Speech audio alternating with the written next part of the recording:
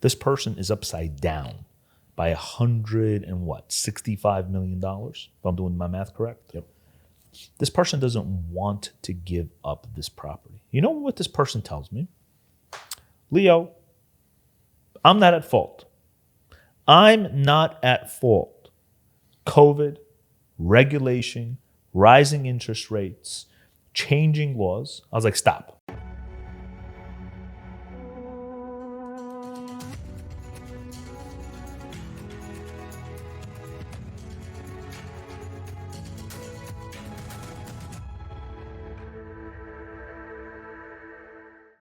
We'll take a billionaire client of ours, okay?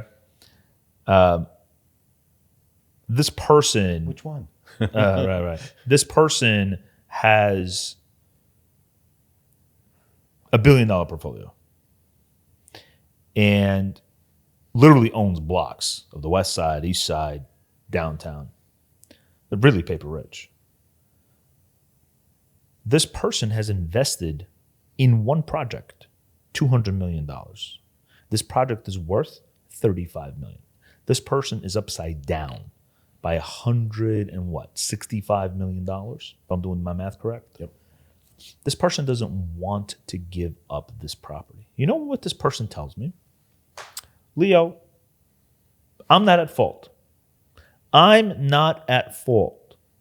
COVID, regulation, rising interest rates, changing laws. I was like, stop. We'll call him Elmer Fudd. I was like, Elmer, that is the exact reason that your company needs to go bankrupt, so that the asset may be sold, or the asset may be restructured, or you can find other investors. Because finding investors in a distressed environment is different than finding investors in a non-distressed environment. And he's going to ask me, Leo, what the fuck does that mean? Mm-hmm. Allow me to tell you what that means. Investors, and we've spoken to the ones that are not in distress, they're on the sidelines waiting for those individuals that are not saying, I'm going bankrupt, to go bankrupt. They are literally sitting there waiting like vultures in the desert for those people to go bankrupt. And then we tell our clients, you have 24% interest on your business. You have 24% interest on your personal property, on your credit cards, both personal maxed out and business maxed out. You need to go bankrupt. Right. But look, our role for these people is to be their problem solver. And I think what we've been trying to do successfully lately is not just, I'm a bankruptcy attorney by practice. That's all I really pretty much do. I do out of courts beforehand because I use the threat of bankruptcy going in. But our role with the entire firm is with the litigation background, with your leading sometimes the charge on behalf of these clients, is to give them possibilities of what they could otherwise do, including in that quiver is the bankruptcy thing. And clients don't like the word bankruptcy, especially these guys. And why? They're concerned that, and you said it before, they have to write these things down on their loan applications, that there was a bankruptcy. There are other problems. There are other clients that we've had over the time, and Elmer Fudd may be one of them as well. Is if you file a bankruptcy in one case, there are consequences. There could be springing guarantees that would pop up out of nowhere that if they weren't in a bankruptcy, suddenly they are. We have a case presently right now where the clients were not getting sued except for a deficiency, and the bank suddenly now wants to sue them on a payment of the entire obligation because the language of their guarantee was it's a springing guarantee, that they were not liable for the whole, now they're liable for all. Our job is to present them a menu of things that we could provide to them.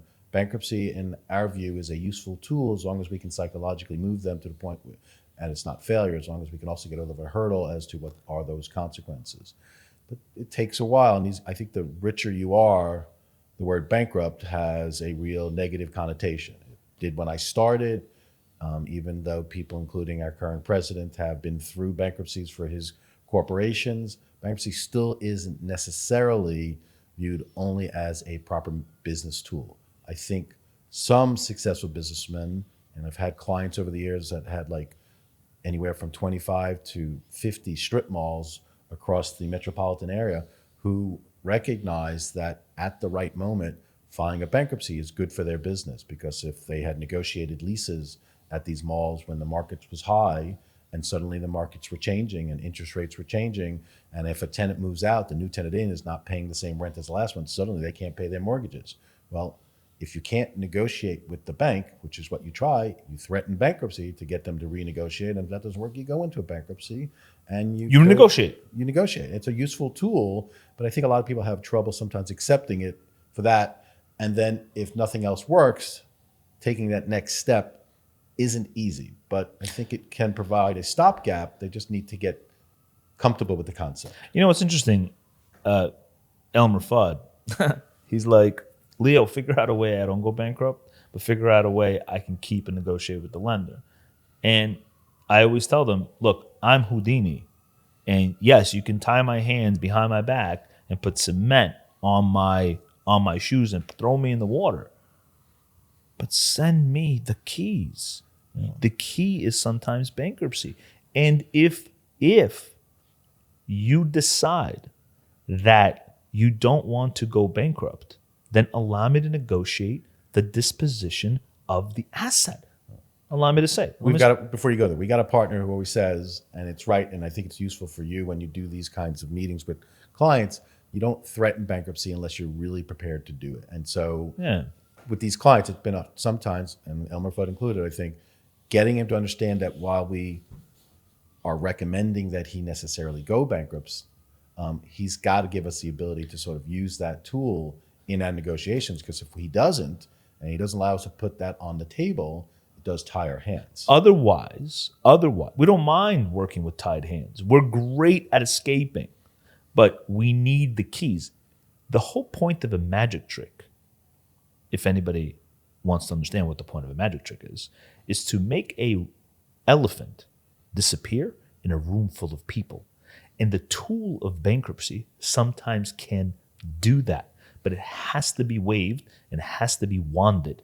And if we cannot wave it and we cannot wand it and we can't even utter it, then we do not have the keys to escape in the water, because a magic trick is just that. It's magic. It's not real. You need the keys, and the keys must exist. And Elmer Fudd and some of these thousandaires, millionaires, and billionaires don't understand that. You know what they do understand? I want to actually lock you up. I don't want to actually give you the keys and make you actually escape. And you know what happens? They end up paying for the consequences, because then you piss off a real big animal and a real big institution who I want to talk about, which is the lender. The lender has a lien on your property. The lender is getting their head kicked in by his investors or her investors. And they need to get and recover that asset. And you are emboldening that lender. If you're not working with that lender, if you're literally stuck in the decision paralysis, I'm not going to go bankrupt. I'm not going to negotiate the disposition of this asset. I'm going to wait. I'm going to wait for another 2 years or 3 years. I'm going to pay Leo's firm or Jacob's PC their legal fees to basically buy time. But what that does without a strategy is embolden the lender to then actually go after your personal guarantee, get that judgment, and then advertise that they have the judgment against you.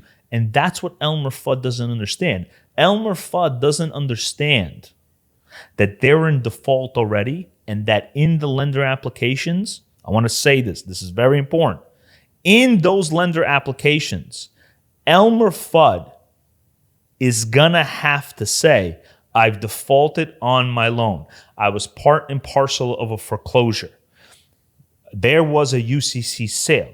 The fact that you don't say that I've went bankrupt, not me personally, but the corporation, is, I believe, in my opinion, the same thing as having a foreclosure. Because you have to explain. I would agree. If you're already in default and you're having to fill out a new application for a new loan, you're going to have to admit you were in default somewhere. So what's the difference in saying you went bankrupt? Because bankruptcy can oftentimes lead to a resolution that's both favorable for the bankrupt as well as the lender.